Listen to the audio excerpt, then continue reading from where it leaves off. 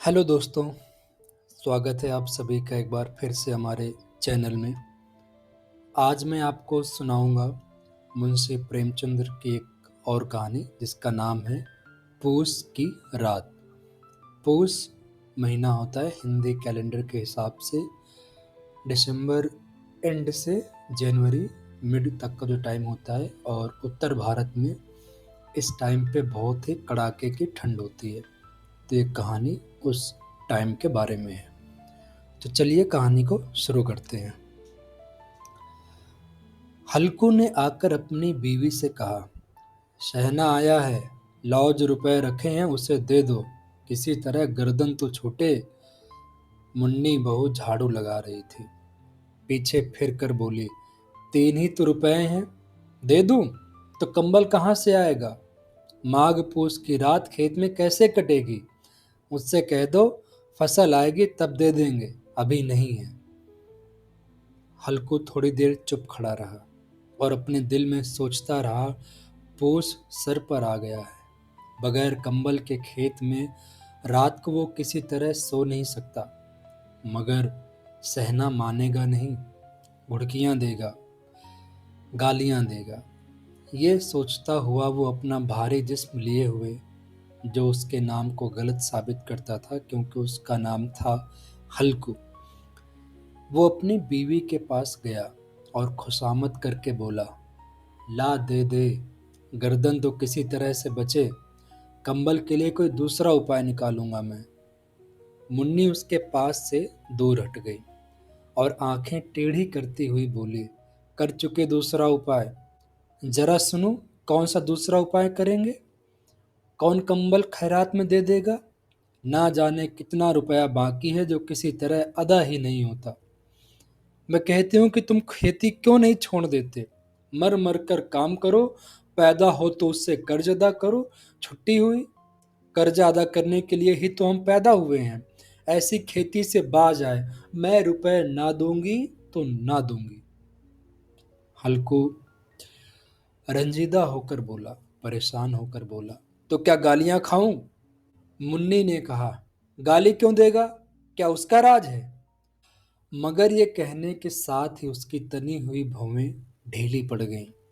हल्कू की बात में जो दिल दहला देने वाली सच्चाई थी, मालूम होता था कि उसकी जानिब टकटकी बांधे देख रही हैं। उसने ताक पर से रुपए उठाए और लाकर हल्कू के हाथ पर रख दिए। फिर बोली, तुम अब की खेती छोड़ दो, मजूरी में सुख से एक रोटी तो खाने को मिलेगी, किसी की धौंस तो ना रहेगी। अच्छी खेती है, मजदूरी करके लाओ, वो भी उसमें झोंक दो, उस पर से धौंस अलग से। हल्कू ने रुपए लिए और इस तरह बाहर चला। मालूम होता था वो अपना कलेजा निकाल कर देने जा रहा है। उसने एक एक पैसा काट कर 3 रुपए कंबल के लिए जमा किए थे। वो आज निकले जा रहे हैं। एक एक कदम के साथ उसका दिमाग इस बोझ से दबा जा रहा था। तो 3 रुपए की बात हो रही है यहाँ पे, और ये जो कहानी है वो है 1950 के अराउंड की। तो अगर आप इन्फ्लेशन को काउंट करेंगे तो तब के 3 रुपए आज की डेट पे लगभग 300-400 रुपए होते हैं। तो 300-400 रुपए में एक कम्बल अच्छा नहीं, लेकिन हाँ काम चलाऊ लेवल का आ जाएगा। तो समझने वाली बात है कि इनके पास सिर्फ 3 रुपए थे, या फिर ये कहें कि आज के हिसाब से 300 से 400 रुपए ही थे सेविंग के नाम पे। खैर कहानी पे वापस आते हैं।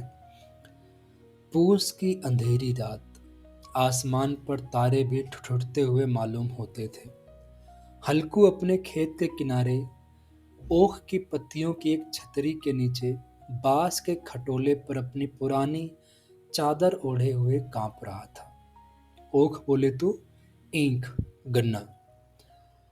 खटोले के नीचे उसका साथी कुत्ता जबरा पेट में मुंह डाले सर्दी से कूं कूं कर रहा था।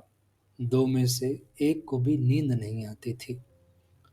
हल्कू ने घुटनों को गर्दन में चिमटाते हुए कहा, क्यों जबरा, जाड़ा लगता है? कहा तो था घर में पियाल पर लेटा रहे, तू यहाँ क्या लेने आया था? अब खा सर्दी। मैं क्या करूं? जानता था मैं हलवा पूरी खाने आ रहा हूं, दौड़ते हुए आगे चले आए। अब रो अपनी नानी के नाम को। जबरा ने लेटे हुए दुम हिलाई और अंगड़ाई लेकर चुप हो गया। शायद वो समझ गया था कि उसकी कुंकू की आवाज से उसके मालिक को नींद नहीं आ रही है। तो हल्कू ने कहा कि जबरे को कि पियाल पर लेटा रहता। पियाल होता है जो चावल का पौधा होता है, उसको धान बोलते हैं। और जब वो सूख जाता है, जब उसको कूट के चावल अलग करते हैं, तो जो पौधा होता है उस पूरे को प्याल कहते हैं। पियाल इसलिए यहाँ पे बोला गया है बिकॉज पियाल बहुत गर्म होता है। तो गांव में अभी भी कुछ जगहों पे ज़मीन पे सर्दियों के टाइम बिछा लेते हैं पियाल को, उसके ऊपर से छोटे मोटे गद्दे डाले और उसके ऊपर लेटते हैं तो नीचे से गर्मी आती है। उसी बात का जिक्र किया गया है यहाँ पे। खैर, शायद वो ये समझ गया था कि उसकी कूकू की आवाज से उसके मालिक को नींद नहीं आ रही है।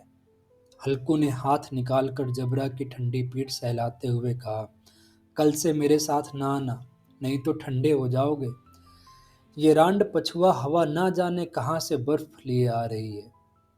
पछुआ हवा, पश्चिम की हवा जो पश्चिम दिशा से आती है। उठूं फिर एक चिलम भरूं, किसी तरह रात तो कटे, 8 चिलम तो पी चुका। ये खेती का मजा है। और एक भगवान ऐसे हैं जिनके पास अगर जाड़ा जाए तो गर्मी से घबरा कर भागे। मोटे गद्दे, लिहाफ, कंबल, मजाल है कि जाड़ा छू भी ले। तकदीर की खूबी है, मजदूरी हम करें, मजा दूसरे लूटे। एक बात यहाँ पे ये है कि जो खेत है जहाँ पे खेती कर रहा है हल्कू, ये उसके खुद के खेत नहीं है, खेत दूसरे के हैं। उसने कुछ रुपए दे के या फिर कहा जाए उधार पे खेत लिए हैं कि मैं आपको 100 रुपए जो भी है हर साल दूंगा इस खेत का, और मैं इसमें खेती करूंगा अपने हिसाब से जो उगाना होगा। हल्कू उठा और गड्ढे में जरा सी आग निकाल कर चिलम भरी। जबरा भी उठ बैठा। हल्कू ने चिलम पीते हुए कहा, पिएगा चिलम? जाड़ा तो क्या जाता है, हाँ जरा मन बहल जाता है। जबरा ने उसकी जानिब मोहब्बत भरी निगाहों से देखा।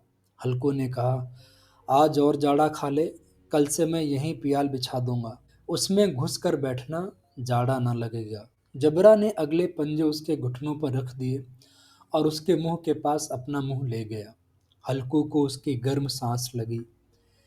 चिलम पीकर हल्कू फिर लेटा और ये तय कर लिया कि चाहे कुछ हो, अब की सो जाऊंगा। लेकिन एक लम्हे में उसका कलेजा कांपने लगा।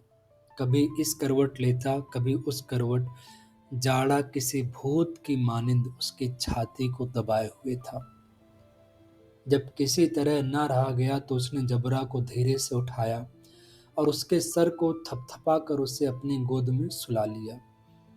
कुत्ते के जिस्म से मालूम नहीं कैसी बदबू आ रही थी, पर उसे अपनी गोद से चिमटाते हुए उसे ऐसा सुख मालूम होता था जो इधर महीनों से हल्कू को नहीं मिला था।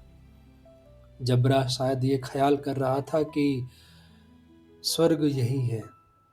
हल्कू की रूह इतनी पाक थी कि उसे कुत्ते से बिल्कुल नफरत न थी। वो अपनी गरीबी से परेशान था, जिसकी वजह से वो इस हालत को पहुंच गया था। ऐसी अनोखी दोस्ती ने उसकी रूह के सब दरवाजे खोल दिए थे। इसी बीच जबरा ने किसी जानवर की आहट पाई। उसके मालिक की इस खास रूहानियत ने उसके दिल में एक ताकत पैदा कर दी थी जो हवा के ठंडे झोंकों को भी नीच समझ रही थी। वो झपट कर उठा और छपरी से बाहर आकर भौंकने लगा। हल्कू ने उसे कई मर्तबा पुचकार कर बुलाया, पर वो उसके पास न आया। खेत में चारों तरफ दौड़ दौड़ कर भौंकता रहा। एक लम्हे के लिए आ भी जाता तो फौरन ही फिर दौड़ता। फर्ज की अदायगी ने उसे बेचैन कर रखा था। 1 घंटा गुजर गया। सर्दी बढ़ने लगी। हल्कू उठ बैठा और दोनों घुटनों को छाती से मिलाकर सर को छिपा लिया। फिर भी सर्दी कम ना हुई। ऐसा मालूम होता था कि सारा खून जम गया है। उसने उठकर आसमान की ओर देखा। अभी कितनी रात बाकी है। वो 7 सितारे जो कुतुब के गिर्द घूमते हैं, अभी अपना दौरा खत्म नहीं कर पाए थे। जब वो ऊपर आ जाएंगे तब कहीं सवेरा होगा। अभी एक पहर से ज्यादा की रात बाकी है। पहर लगभग 3 घंटे का होता है। एक दिन में 8 पहर होते हैं। हल्कू के खेत से थोड़ी देर के फासले पर एक बाग था। पतझड़ शुरू हो गया था। बाग में पत्तों का ढेर लगा हुआ था। हल्कू ने सोचा, चलकर पत्तियां बटोरूं और उनको जलाकर खूब तापूं। तापूं मतलब सेंकूं। रात को कोई मुझे पत्तियां बटोरते हुए देखे तो समझे कि कोई भूत है। कौन जाने कोई जानवर ही छुपा बैठा हो। मगर अब तो बैठे नहीं रहा जाता। बहुत ठंड लग रही है। उसने पास के अरहर के खेत में जाकर कई पौधे उखाड़े और उसका एक झाड़ू बनाकर हाथ में सुलगता हुआ उपला लिए बाग की तरफ चला। जबरा ने उसे जाते देखा तो पास आया और दुम हिलाने लगा। हल्कू ने कहा, अब तो नहीं रहा जाता जबरू, चलो बाग में पत्तियां बटोर कर तापें। गर्म हो जाएंगे तो फिर आकर सोएंगे, अभी तो बहुत रात बाकी है। जबरा ने कुंकू करते हुए अपनी मालिक की राय से अपनी सहमति जताई और आगे आगे बाग की तरफ चला। बाग में घुप अंधेरा छाया हुआ था।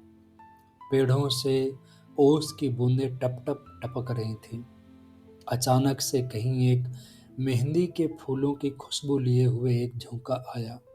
हल्को ने कहा, कैसी अच्छी महक आई जबरा, तुम्हारी नाक में भी कुछ खुशबू आ रही है।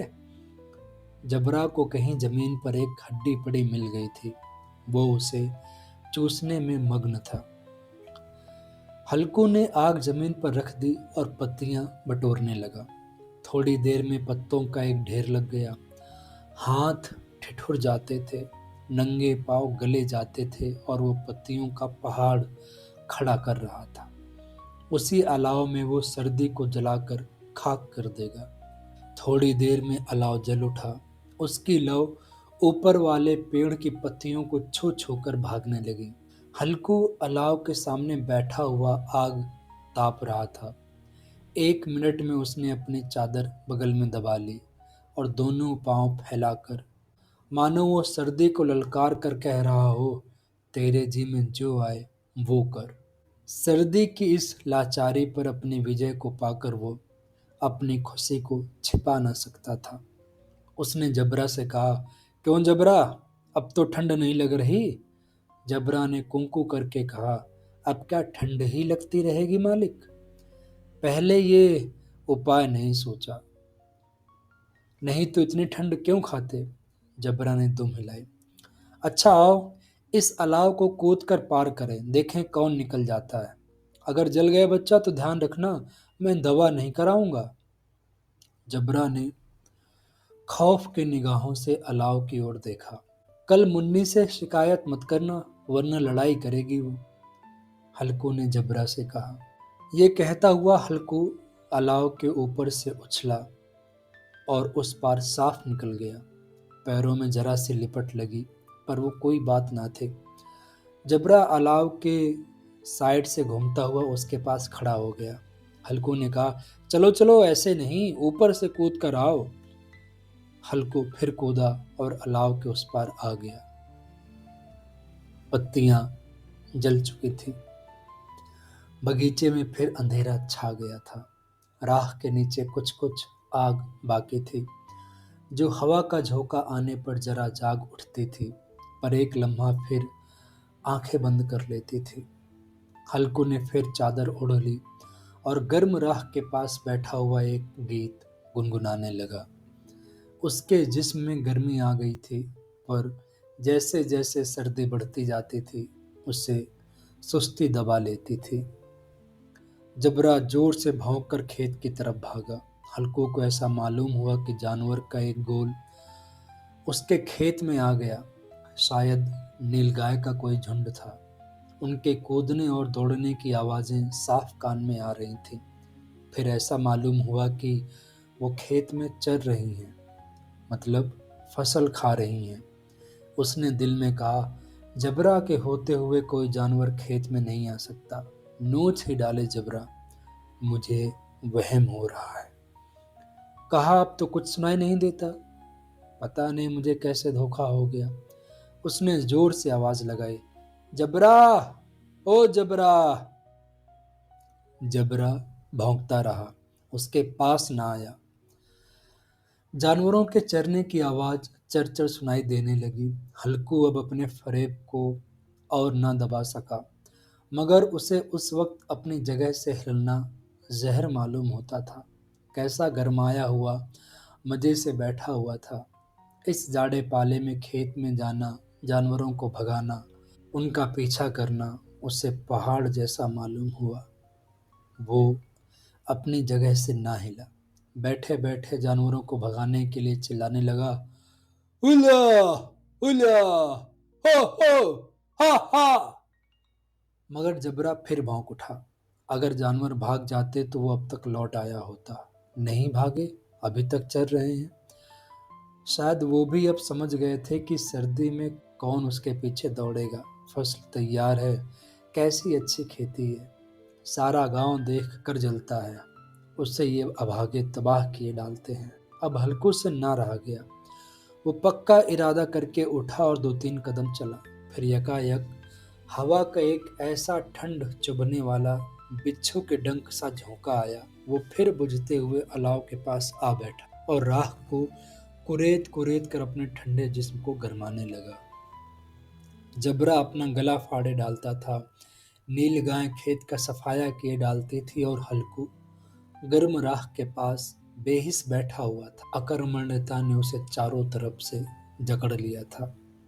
आखिर वही चादर ओढ़कर सो गया। सवेरे जब उसकी नींद खुली तो देखा चारों तरफ धूप फैल गई है और मुन्नी खड़ी कह रही है, क्या आज सोते ही रहोगे तुम?